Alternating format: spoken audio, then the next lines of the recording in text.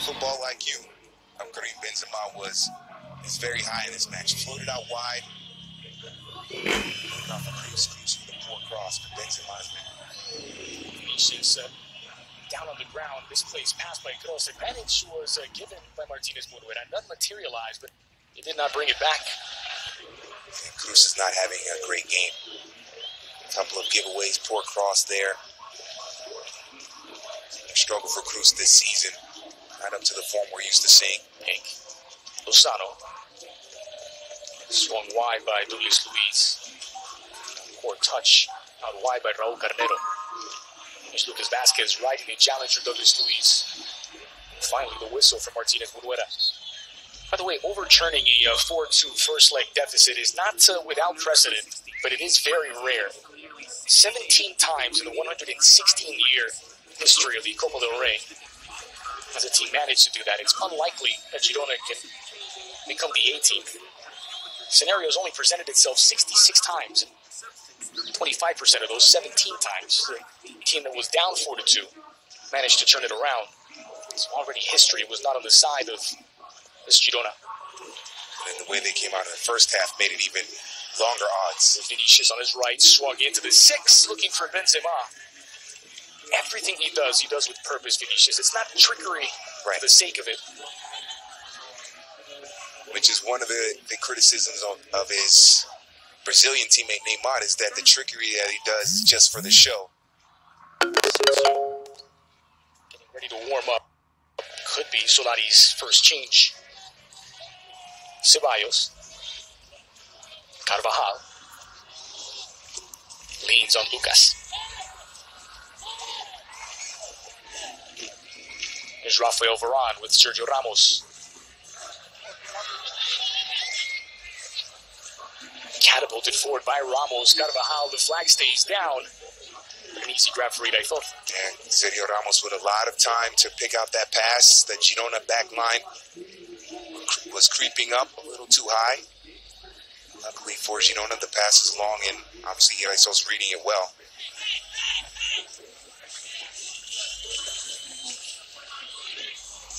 Juanpe. Douglas Luiz, on loan for Manchester City, the ex-Vasco da Gama Brazilian, just 20 years old, getting some invaluable experience in La Liga.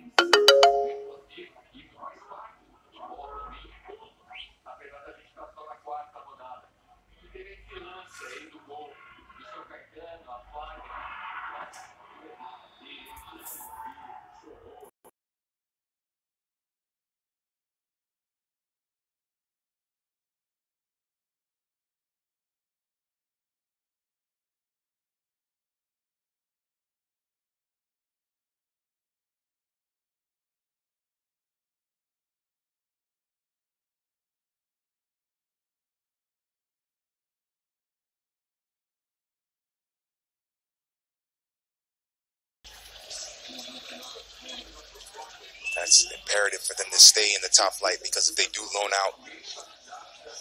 Line splitting pass by Juanpe. Good ball forward for Pink.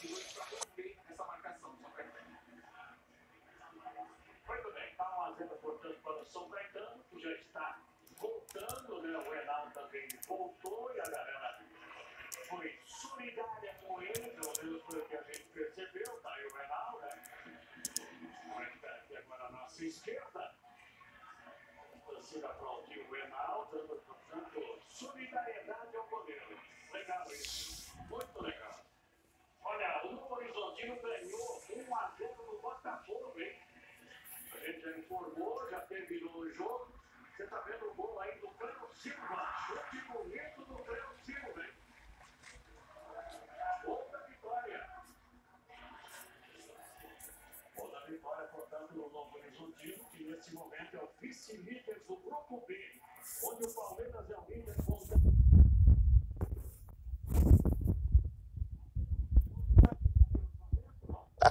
which is a mistake. You know, he who shall not be named is.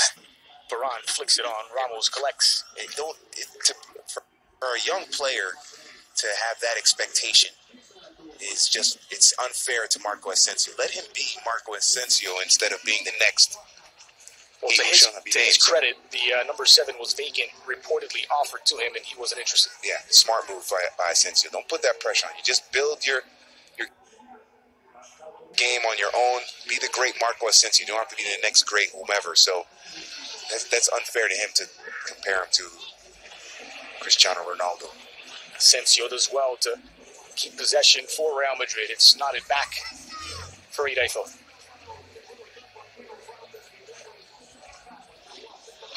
Into stride here, a fortunate bounce for Granell, and he finds Lozano. There's Lozano against Varane. That's been an interesting matchup, one dominated by Varane. Valeri. Strong tackle and welcome to the game, Valeri, as Vinicius takes it away. Varane is a big player with some pace as well. It's Vasquez trying to force the issue, had it taken away by Juante. Poor ball by Bernardo with Girona able to deal with it. Now with Benzema out, it's a false 9 for Real Madrid. Expect Vinicius to kind of slot into the middle there. Valeri. And he gives it away to Marcelo. Granell. Actually, it's more like Asensio's going to be in the middle there of the 3 attacking players. Asensio, Vinicius, and Lucas Vasquez making up the front 3 for Real Madrid now. Shot from a long way out. It's an easy grab for Keylor Navas from Raul Carnero. Valeri Fernandez has come on. He's out wide on. It's like he is. It's Duani out. They're also playing with the false now, or at least Lozano is now the 9, if you will.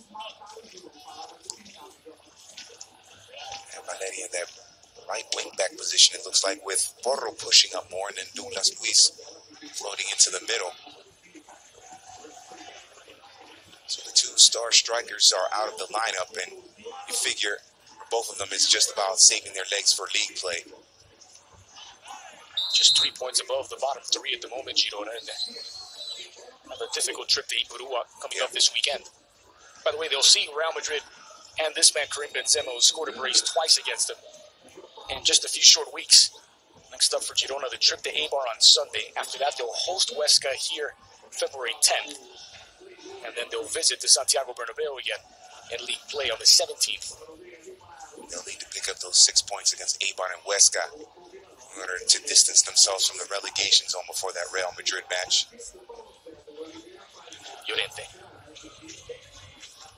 Cross.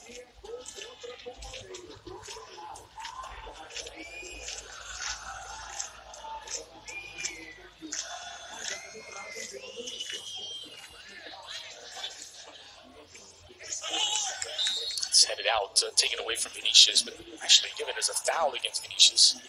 Martinez Munuera gently undercut Romario.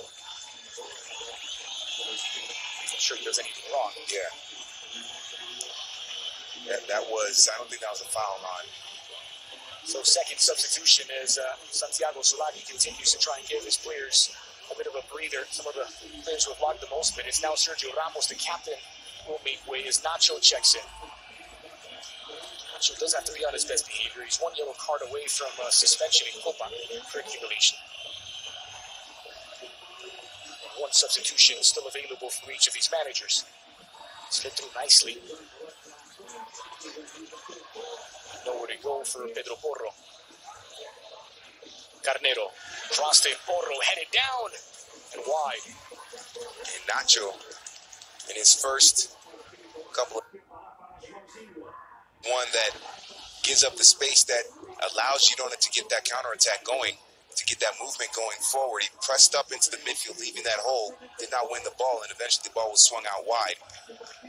So Nacho has to do a better job of that, being a little more disciplined. Luckily for him, Marcos Llorente dropped back in. It was essentially a line of 5 with Marcelo, Varane, Nacho eventually getting back, and then Llorente and Carvajal. So luckily for him, it's a 6-2 aggregate advantage, but first action not too smart there by Nacho. Played wide by Llorente. Here's Carvajal. Lovely pass to Lucas Vasquez in the middle.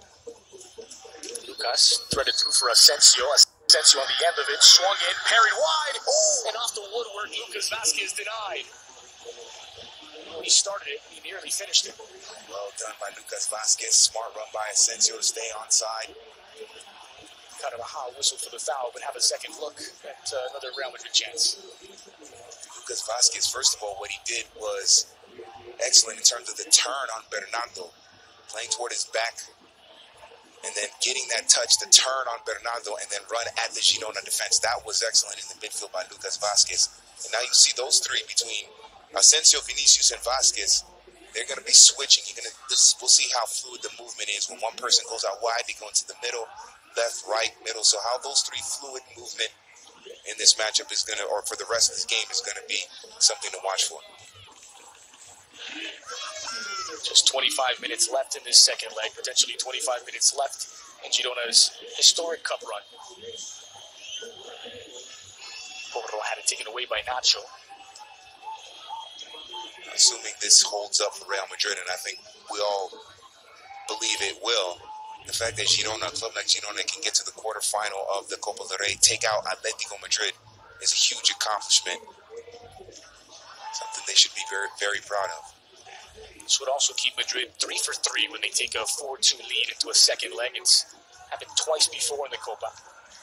Most recent was in 1979. They knocked off Las Palmas. Before that, in the 40s, they beat Betis.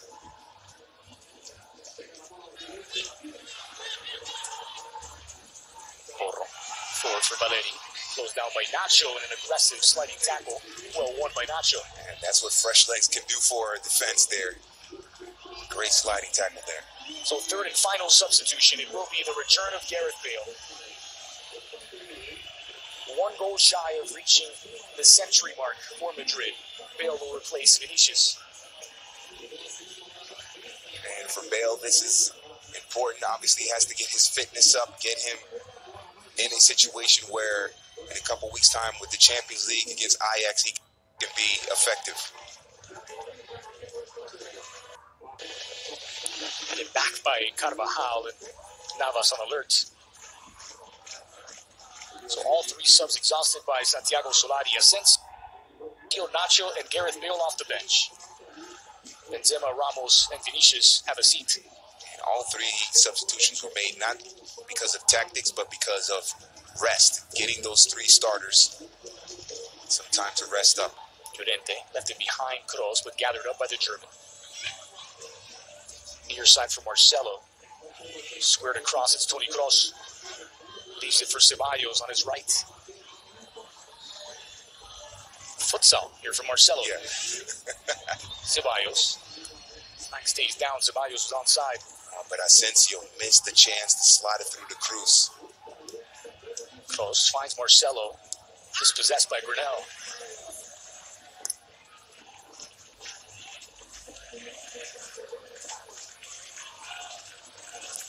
Great opportunity there for Real Madrid. Asensio back toward goal, got the ball from Cruz. Cruz made his run. A little bit of a slick turn and a pass.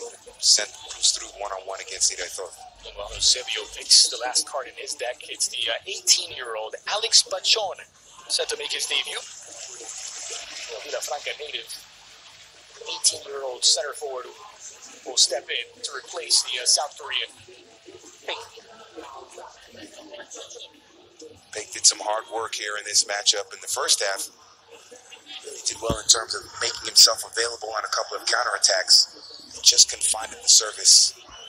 A good learning experience for him. This has been a very solid performance from Real.